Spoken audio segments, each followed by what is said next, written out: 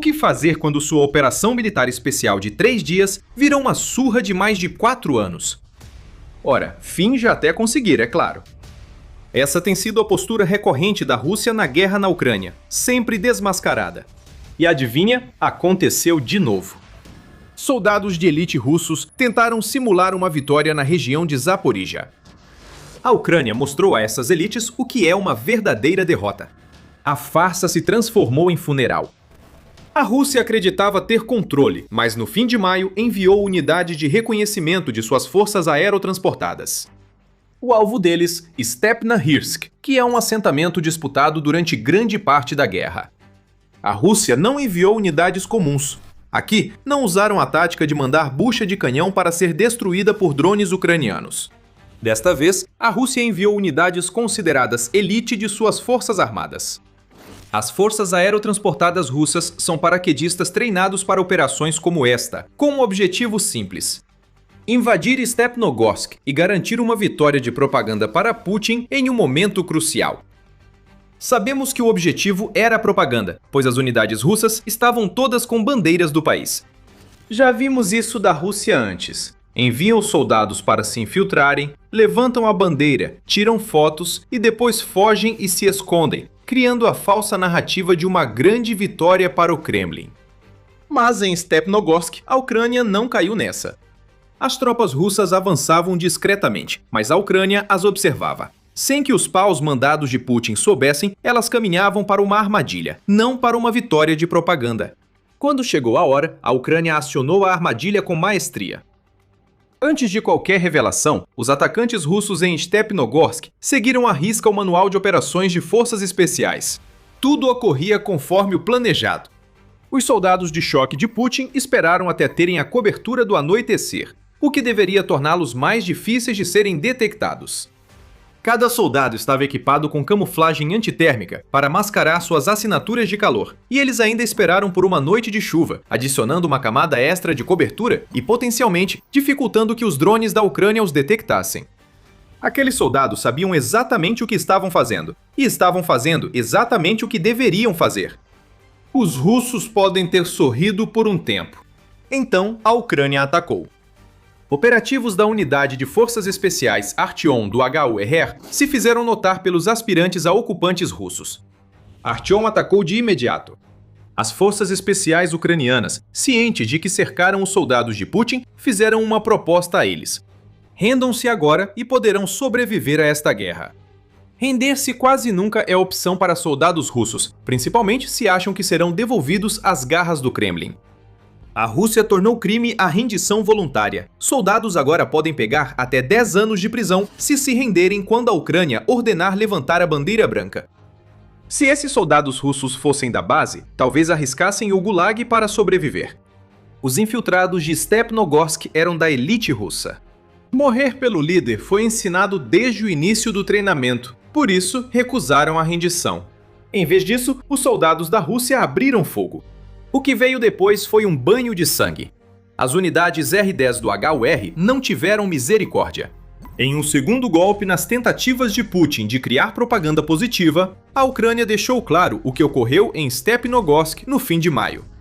Não temos apenas um relatório do próprio HUR para confirmar o que aconteceu naquela noite fatídica. Temos imagens, muitas imagens.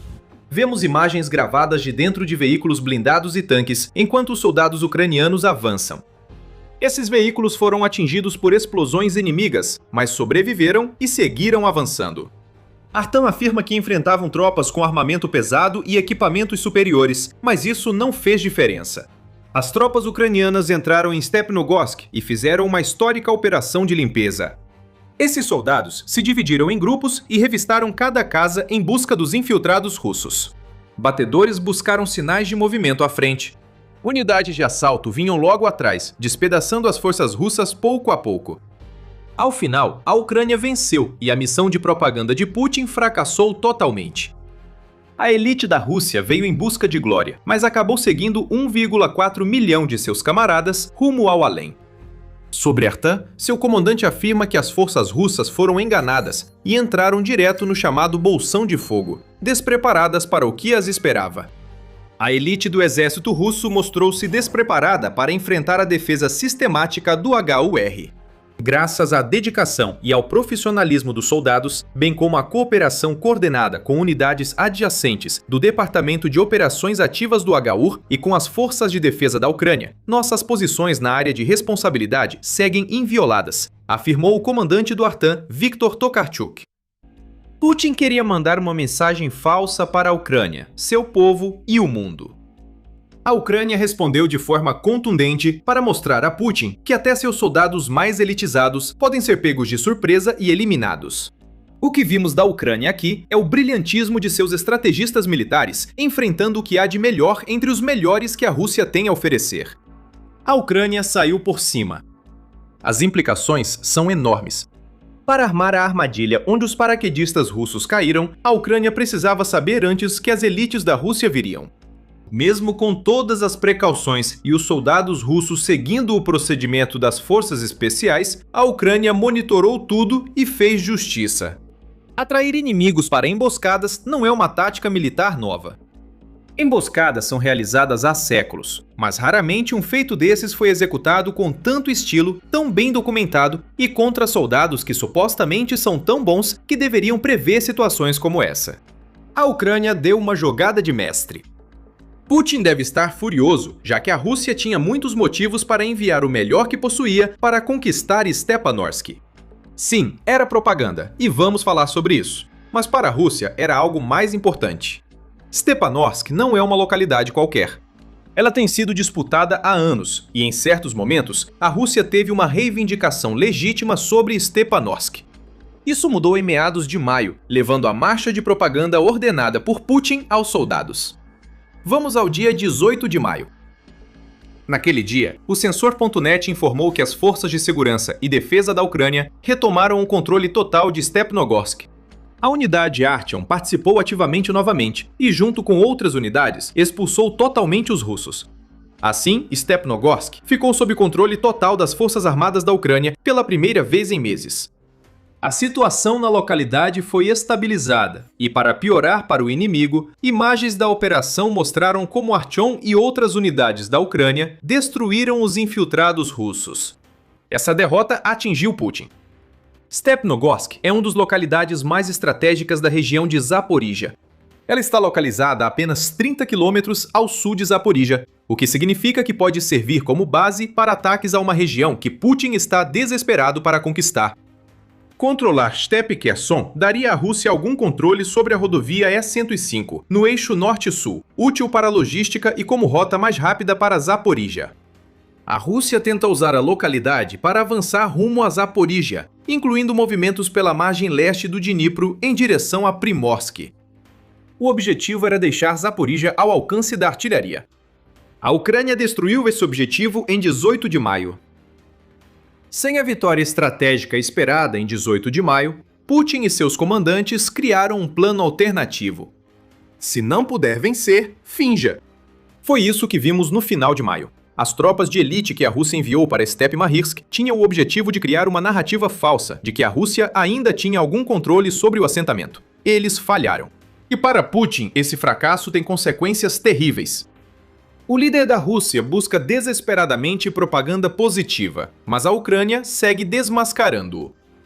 Mas antes de entrarmos mais a fundo em tudo isso, este é um lembrete rápido de que você está assistindo ao The Military Show. Se ainda não se inscreveu no canal, aproveite para pausar e clicar no botão antes de continuarmos. Por que Putin estava tão desesperado por propaganda a ponto de enviar seus melhores soldados para Stepnogorsk? Para morrer? Se o Kremlin recebesse uma foto da bandeira russa hasteada no assentamento? Para responder, é preciso analisar o papel da propaganda na Rússia e a situação difícil de Putin. Para ele, a mensagem é fundamental. Quando ele controla a narrativa, a realidade não importa. O objetivo dele sempre é esconder de seu próprio povo a realidade do que está acontecendo na Ucrânia e até no resto do mundo. É assim que ele mantém seu apoio. Raramente é por meio de ações e, frequentemente, é através de mentiras que Putin mantém seu controle sobre o poder na Rússia. Se a propaganda dele enganar outras pessoas poderosas a acreditar na narrativa russa sobre a Ucrânia, melhor ainda. Tudo isso favorece Putin, que pode usar isso em negociações de paz ou para convencer outros países a pressionarem a Ucrânia a ceder territórios que a Rússia reivindica. A propaganda de Putin influencia até os militares enviados à Ucrânia. Em abril, o Atlantic Council divulgou um estudo realizado por uma organização não governamental ucraniana, Lingva Lingvalexer, junto com o gabinete do Procurador-Geral da Ucrânia. Eles analisaram dados de pesquisas com mais de 1.000 prisioneiros de guerra russos e descobriram que soldados que apoiavam a propaganda de Putin tinham 6 vezes mais chances de acreditar que a guerra iniciada por ele na Ucrânia era legítima. Quem acreditava nas mentiras de Putin tinha o dobro de chance de querer voltar ao combate. Quase metade dos entrevistados aderiu ao conceito de mundo russo, ideologia imperialista promovida por Putin que defende a inevitável dominação da Rússia, frequentemente alcançada por meio de autossacrifício. Esses resultados já revelam muito sobre os acontecimentos em Stepnogorsk. Os soldados que se recusaram a se render temiam não só punição russa, mas também prisão depois.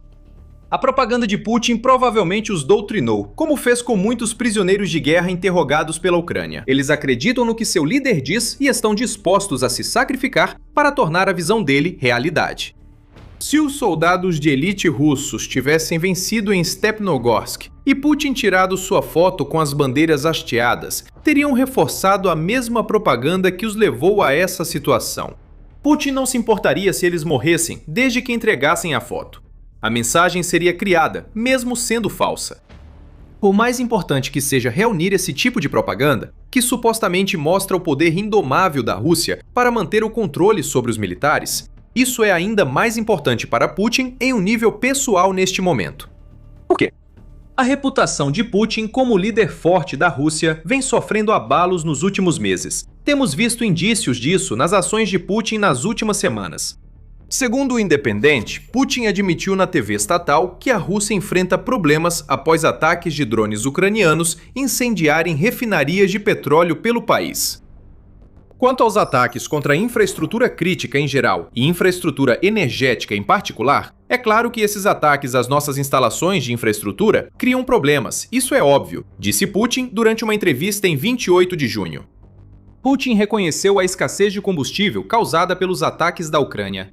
Semanas antes, o líder russo admitiu que o avanço militar na Ucrânia não ocorre tão rápido quanto desejava. Isso não é comum para Putin, que raramente admite falhas da Rússia.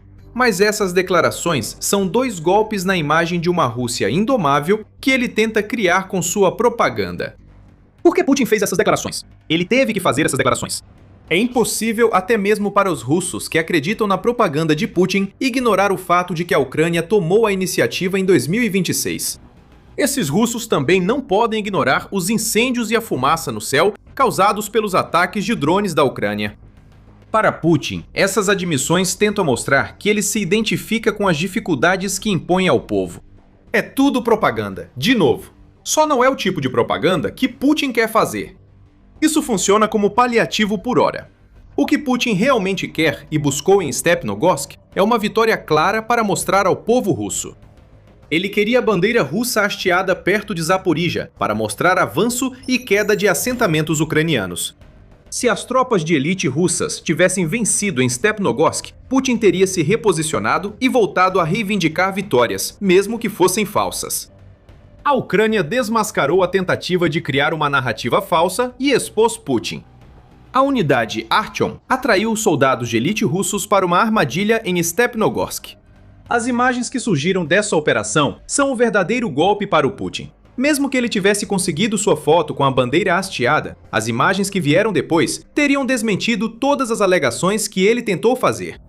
Agora, um líder que construiu seu poder na propaganda está cambaleando. A Rússia está em crise interna. O controle de Putin sobre a Crimeia enfraquece com a campanha de isolamento ucraniana. E ele já não pode reivindicar vitórias falsas, pois os ucranianos neutralizam seus melhores soldados. Isso é um pesadelo para Putin, mas combater falsificações já faz parte do dia a dia da Ucrânia.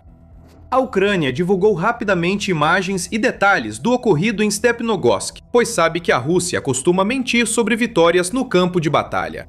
Ela tem exemplos recentes disso, o que destaca ainda mais o desespero de Putin. Em 29 de junho, o Militarny informou que a Rússia sacrificou mais soldados para obter uma foto da bandeira russa hasteada em Novoselivka, outro vilarejo de Zaporizhia.